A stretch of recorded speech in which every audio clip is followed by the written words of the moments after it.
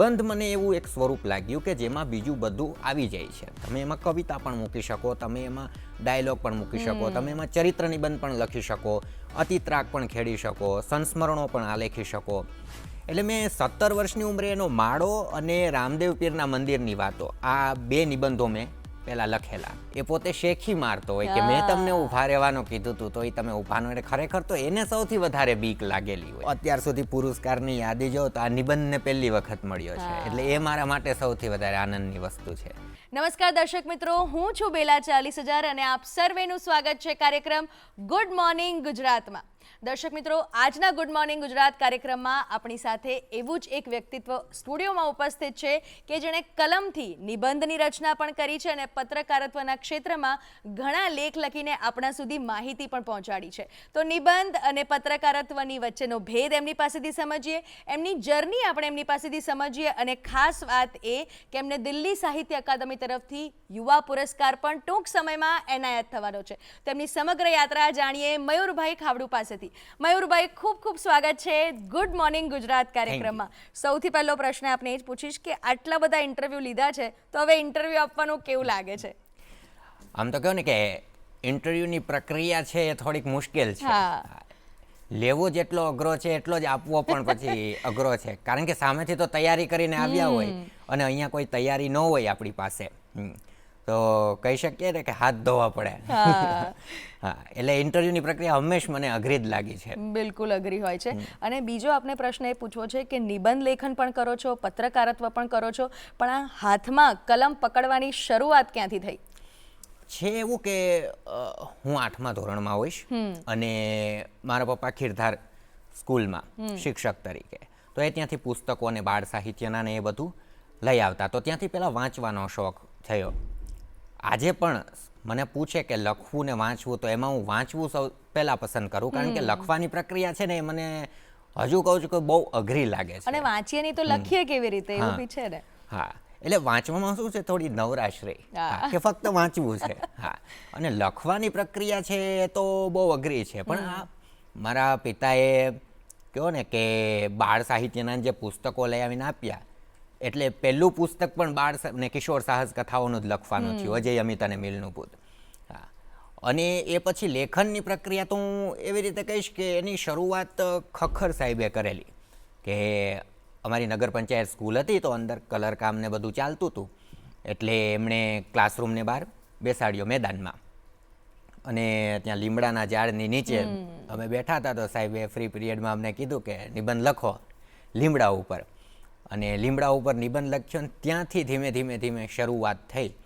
એટલે કોલેજ કાળમાં કેટલીક વાર્તાઓને લખી, પણ એ એટલો મેળ નહોતો પડતો એમાં, કારણ કે કશુંક એવું સ્વરૂપ જોતું હતું જેમાં બધું આવી જાય. નિબંધ મને એવું એક સ્વરૂપ લાગ્યું કે જેમાં બીજું બધું આવી જાય છે. તમે એમાં કવિતા પણ મૂકી શકો, તમે એમાં ડાયલોગ પણ મૂકી શકો, તમે એમાં ચરિત્ર નિબંધ પણ લખી શકો, અતિત્રાક પણ ખેડી શકો, સંસ્મરણો પણ આલેખી શકો. એટલે નિબંધ એ રીતે મને કહો ને કે મોકળું મેદાન આખું પૂરું નિબંધમાં લાગ્યું છે. એટલે મેં પછી નિબંધના સ્વરૂપમાં ખેડાણ કરવાનું નક્કી કર્યું.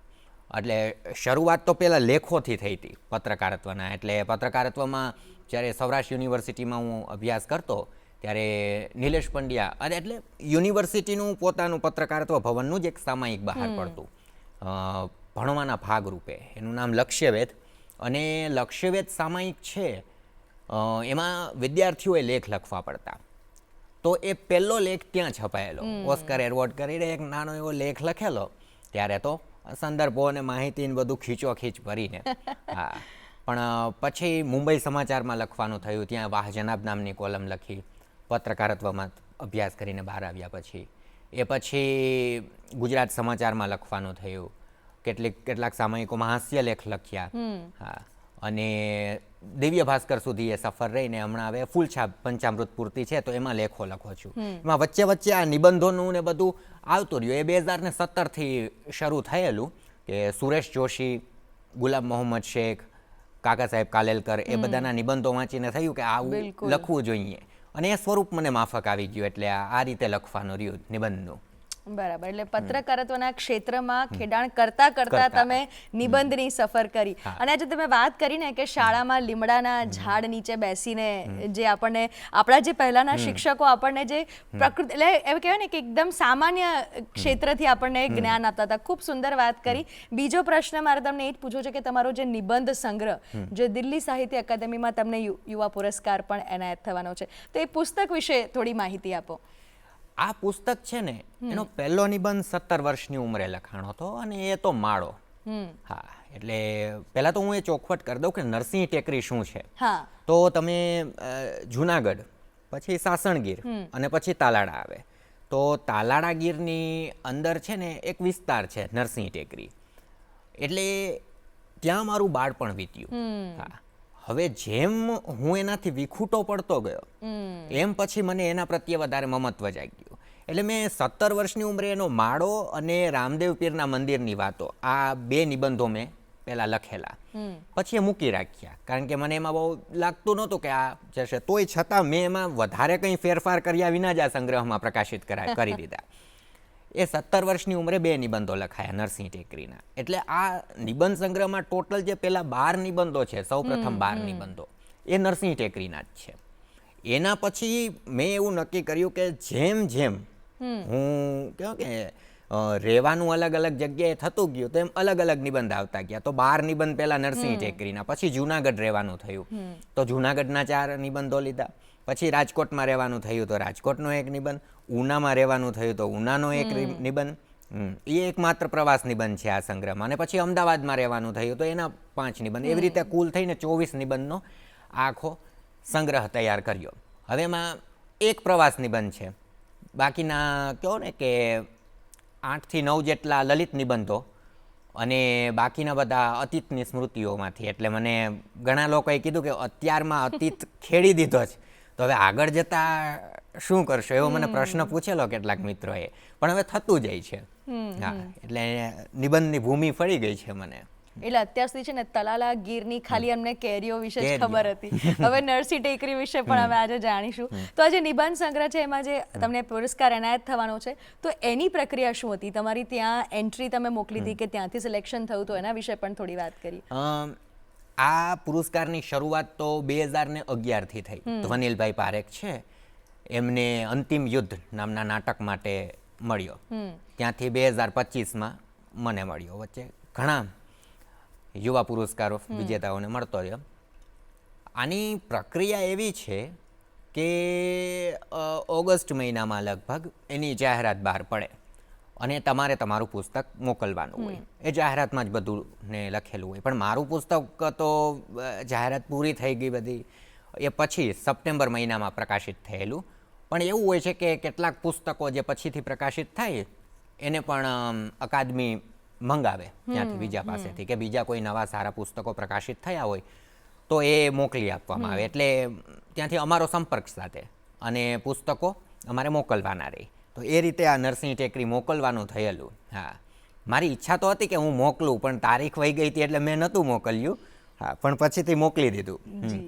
અને 2025 ના 5 મહિના પછી પરિણામ બહાર પડ્યું. બરાબર.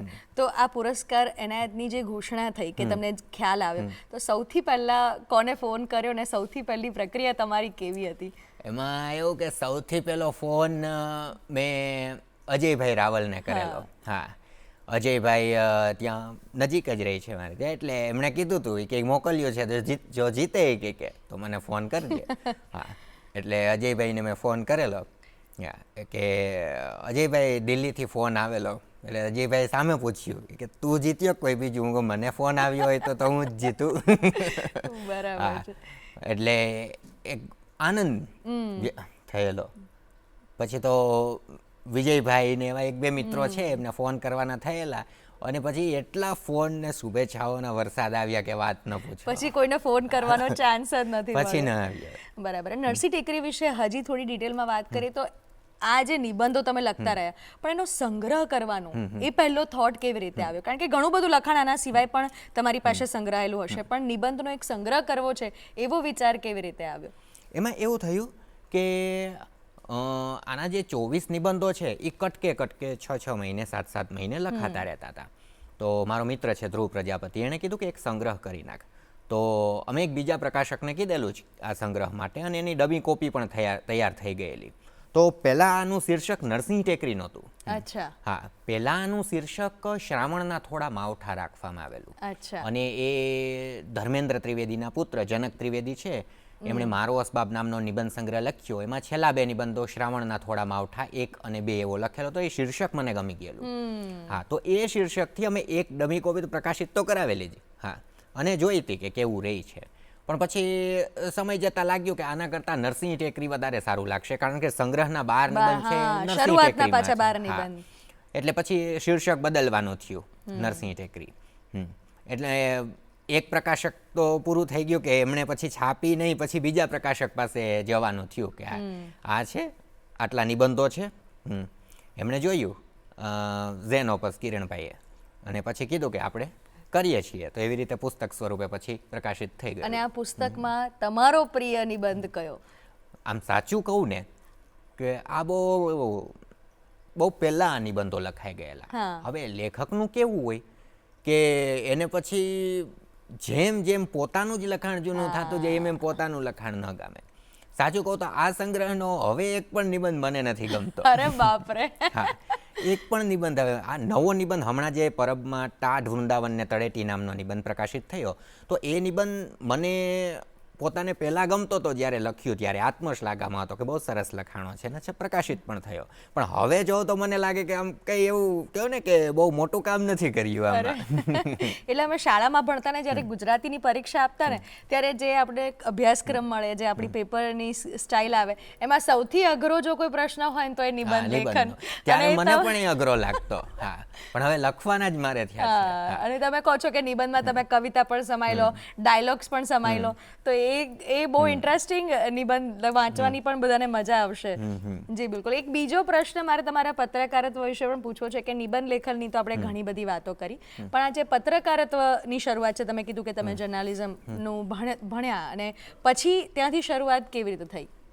પત્રકારત્વનું મેં કહ્યું ને કે 2013માં એડમિશન લીધું સૌરાષ્ટ્ર યુનિવર્સિટી એડી સેટ પત્રકારત્વ ભવન, અને વર્ષ હતું 2013. પછી ત્યાં એમફિલ સુધી કર્યું, એટલે 2016 સુધી.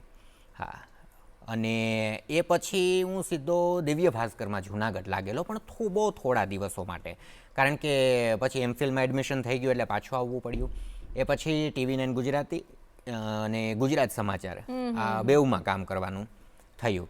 એટલે એ કામ કરતાં મને એવું લાગ્યું કે પત્રકારત્વની મારી જે ભાષા હતી એ સાહિત્યની મારી જે ભાષા હતી એમાં પ્રવેશ કરી રહી છે. અચ્છા. એના કારણે સાહિત્યનું જે લખાણ હતું ને એ બગડી ગયું છે. અચ્છા. હા, કારણ કે પત્રકારત્વમાં શું હોય 8-9 કલાક સુધી લખવાનું, સતત લખવાનું એવું આવે. એના કારણે જે સાહિત્યની ભાષા હતી એમાં મને કહ્યું કે મેળ નહોતો પડી રહ્યો. એટલે મેં વચ્ચેના સમયમાં ફ્રીલાન્સિંગ ને એવું શરૂ કર્યું ને આ સાહિત્ય ને એ બધું લખતો ગયો. એટલે મને એવું લાગે છે કે સાહિત્ય અને પત્રકારત્વ એ બે પોતપોતાની જગ્યાએ બરાબર છે, પણ જ્યારે આ બેઉને એક સાથે લઈને ચાલવાનું હોય ને ત્યારે આપણે ત્યાં ખૂબ ઓછા લોકો સફળ થયા છે. એમાં તમે મેઘાણીને કહી શકો કે એમણે પત્રકારત્વ અને સાહિત્ય બેઉ કર્યું અને બેઉમાં એ સફળ ગયા. એવી રીતે તમે ભગવતી કુમાર શર્માને કહી શકો કે પત્રકારત્વ અને સાહિત્ય બેઉ કર્યું અને બેઉમાં સફળ ગયા. તો ખૂબ ઓછા લોકો હોય જે આ બેઉમાં સફળ જાય, કારણ કે બેઉ નાવમાં પગ રાખવા અને પછી કરવું એ બહુ અઘરું છે.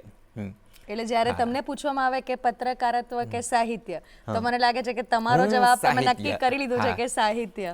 હું સાહિત્યને વધારે મહત્વ આપું. હા, આજીવિકા માટે પત્રકારત્વને બરાબર છે, પણ આમ મને અંગત રીતે પૂછવામાં આવે તો હું સાહિત્યને વધારે મહત્વ આપું. પણ તો આજીવિકા માટે તમે પસંદગી કરો તો પણ એની સાથે રોજે રોજ તમારે સંઘર્ષ તો કરવાનો રહે છે. હા, હું ઘણા મિત્રોને કહેતો હોઉં છું કે આ લખવા સિવાયની નોકરી હોય એ મને શોધી દો, તો કે એ તો હવે નહીં થઈ. પણ તમે એમાં જ શ્રેષ્ઠ કામ કરી રહ્યા છો તો એ જ કરવાનું કરે. તો અત્યારે તમારું પત્રકારત્વ ચાલુ છે કે તમે? હા, ચાલુ જ છે. એ ફ્રીલાન્સિંગ કે ફૂલ ટાઈમ? તો ઘણા બધા તમે જોયું કે TV9 ની તમે વાત કરો તો એ ટીવીમાં ઇન્ડસ્ટ્રી છે, અને જ્યારે ગુજરાત સમાચારની વાત કરો તો એ સામાયિક પત્ર છે, એટલે એમાં છપાયેલું તમે વાંચવા, તો એ બંનેમાં તમને શું ડિફરન્સ લાગે છે? આમ તો ગુજરાત સમાચારની જે ચેનલ છે ને GSTV, હા એમાં હું હતો, એટલે અખબારમાં તો માત્ર લેખ લખીને મોકલી દેવાના હોય. હા, પણ ટીવીનું પત્રકારત્વ તો શું છે, દ્રશ્ય માધ્યમનું છે, એટલે લખવું પણ એવું પડે કે દ્રશ્યો તમને દેખાય, કદાચ વિઝ્યુલાઇઝેશન થવું જોઈએ. હા, એટલે કદાચ મને એવું લાગે છે કે મેં અજય અમિત અને મિલનું ભૂત લખી, મેં આ નિબંધો લખ્યા, સફેદ કાગડો નામનો એક હાસ્ય નિબંધ સંગ્રહ મેં લખ્યો, તો આ બધું હું વિઝ્યુલાઇઝ પ્રમાણે આમ લખી શક્યો એનું કારણ થોડું પત્રકારત્વમાં એ ધરબાયેલું પડેલું છે. હા, કે એમાં લખવાનું જે ઢબથી હોય તમારે, હા, કે દર્શકોને આંખ સામે દેખાય, આંખ બંધ કરીને જોવે તો વિઝ્યુઅલ ન જોવે તો એને ખબર પડે. એટલે આ કહો ને કે આ ત્રણેય પુસ્તકો મેં લખ્યા તો એમાં એ વસ્તુ થઈ છે. જી બિલકુલ મયુરભાઈ, તમારી ખૂબ રસપ્રદ વાતો છે, અને હજી થોડી વાતો કરવાની છે, પણ દર્શક મિત્રો એ પહેલા ગુડ મોર્નિંગ ગુજરાત કાર્યક્રમમાં સમય થયો છે એક નાનકડા વિરામનો.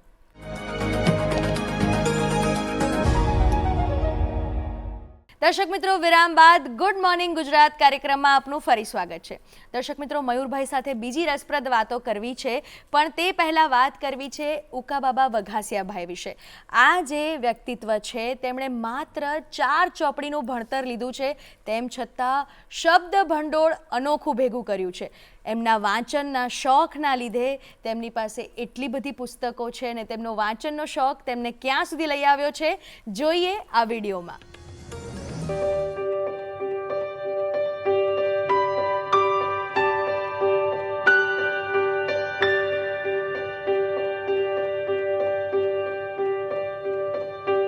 પુસ્તક જો આપણા હિન્દુસ્તાનમાં વંચાતા થાય ને બંગાળની માફક બીજી ત્રીજી રીતે, તો દુનિયા બદલી જાય.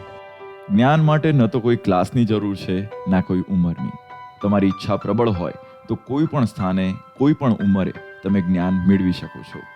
વાત છે ગીર ગઢડા તાલુકાના આંબાવળ ગામમાં રહેતા ઉકાબાપાની. અમે 4 ધોરણ હારે ભણેલા છીએ, પછી એને પોતે અંગ્રેજીનો અભ્યાસ કરેલો ઘરે બેઠા, પછી પાછા જે ફાવે તે બધી વાર્તા હોય તો વાર્તાની પુસ્તક લઈ લઈને ગમે એને ગમે કે આ મારે લેવું છે તે લઈ લેતા, એવી રીતનું હતું એનું. અહીંયા શરૂઆતની અંદર બાલ સંસ્કાર કેન્દ્ર ચાલુ હતું, ત્યારે તે બાળકોને બોલાવી બધા લોકોને ભેગા કરે, અને પછીથી જે લોકોને શ્લોકો ન આવડતા હોય તે શ્લોકો, વાર્તાઓ તે ઉકાભાઈ બધા લોકોને શીખવાડે. એને મગજમાં બેસે એ પુસ્તક લે છે અને વાંચે છે, અને અત્યારે અનેકવિધ જે કાંઈ કલાકારો કંઈ કવિઓની મિટિંગો હોય તો તેમાં તે જાય છે. બાપાને વાંચનની પ્રેરણા પોતાની માતા તેમજ ગાંધીજી અને અન્ય સ્વાતંત્ર્ય સેનાનીઓના જીવનમાંથી મળી હતી. મને બધા જ પુસ્તકો ગમે છે. તમે મને કહો કે કયા પુસ્તકથી પ્રભાવિત થયો તો એ કહેવું મારા માટે મુશ્કેલ છે, કેમ કે હું આ શાંકુતલ વાંચું છું, હું એનામય થઈ જાઉં છું.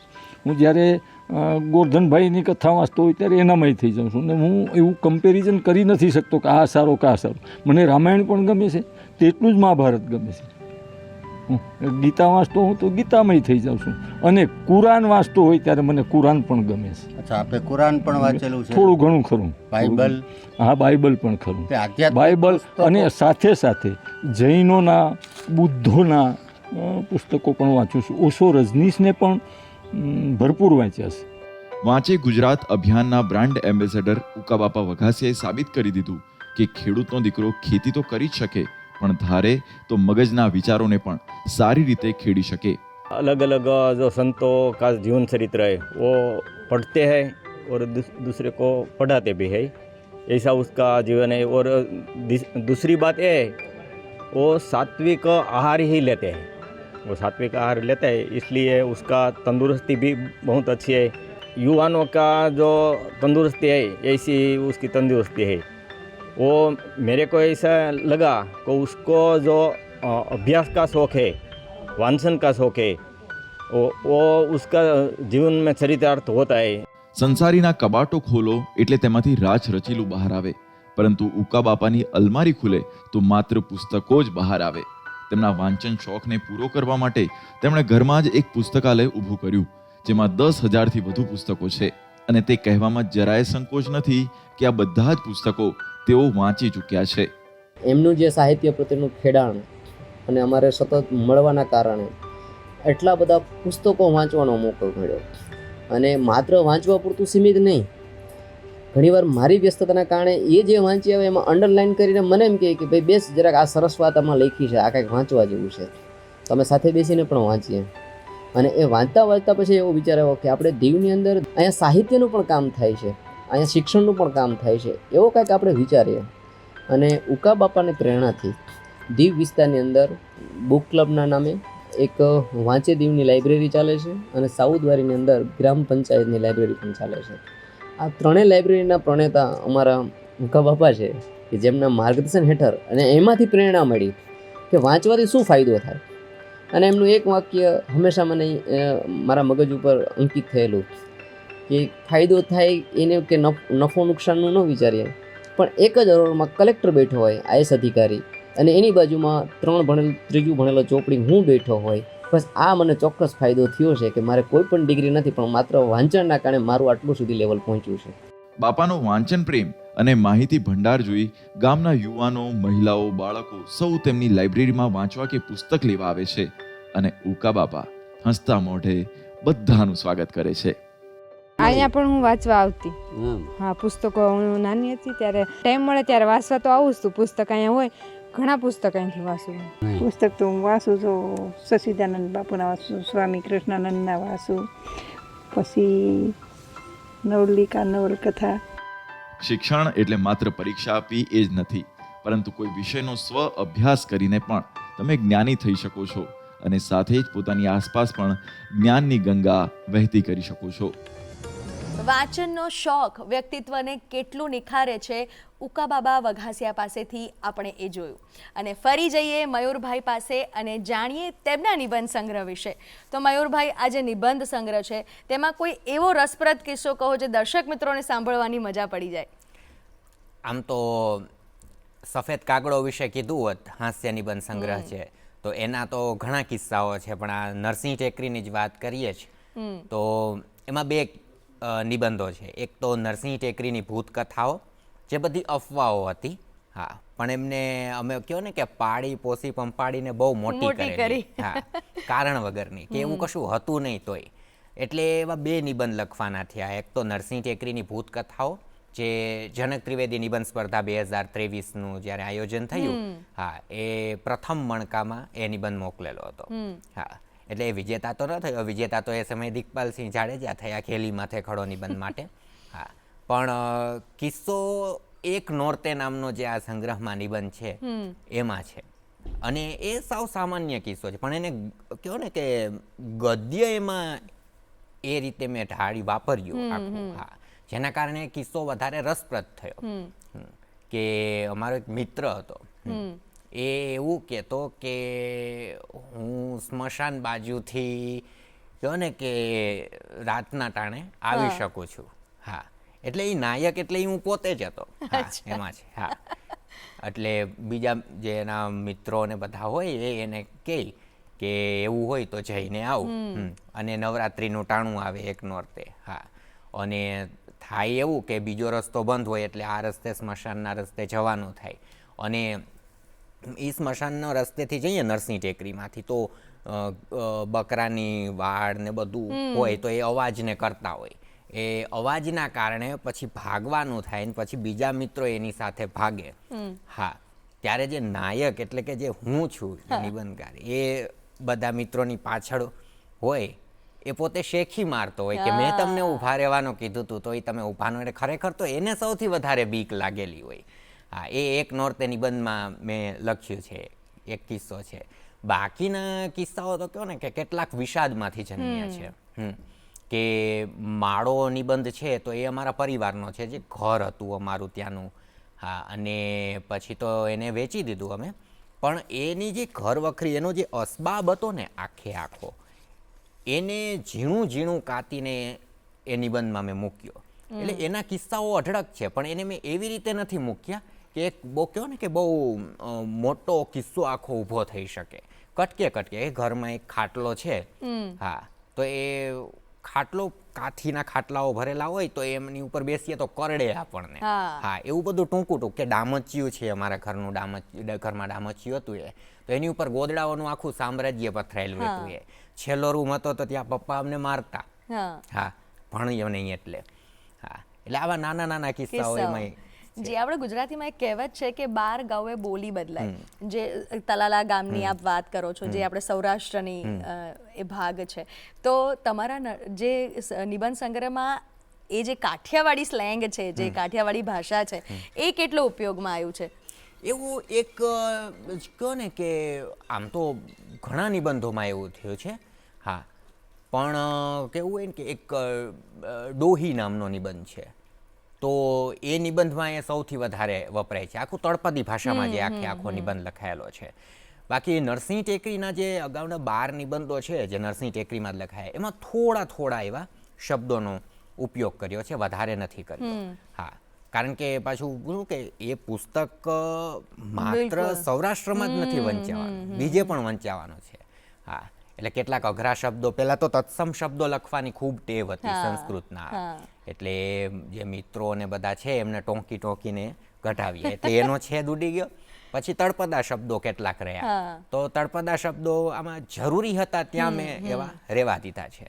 હા, કે ઝુમરાટા બોલાવતો દોડ્યો જાય ને એવા બધા શબ્દો કેટલાક છે તળ ગુજરાતના આપણા, એ મેં રેવા દીધા છે. પણ છતાં એ શબ્દોથી મને લાગે છે કે ગુજરાતી સાહિત્યનું જે નવું એક સોપાન છે એ ખૂબ સુંદર લાગે છે, કારણ કે આપણું જે સંસ્કૃતિ છે, આપણું જે સાહિત્ય છે, એ શબ્દોથી ઘણી ઉજાગર થતી હોય છે, અને એ શબ્દોનો જો છેદ ઉડાડી દે, તમે જેમ કહો છો, તો સૌરાષ્ટ્રનો એક જે રસ છે એ નીકળી જાય. એટલે એ બધા શબ્દો પણ ખૂબ જરૂરી છે. તો આજે નિબંધ લખવાની તમે શરૂઆત કરો છો કે લેખો લખો છો, ત્યારે બંનેમાં સ્વિચ કરો છો, ત્યારે શું મનમાં ગણતરીઓ ચાલતી હોય છે કે આજે મારે લેખ લખવાનો છે, આજે મારે નિબંધ લખવાનો છે?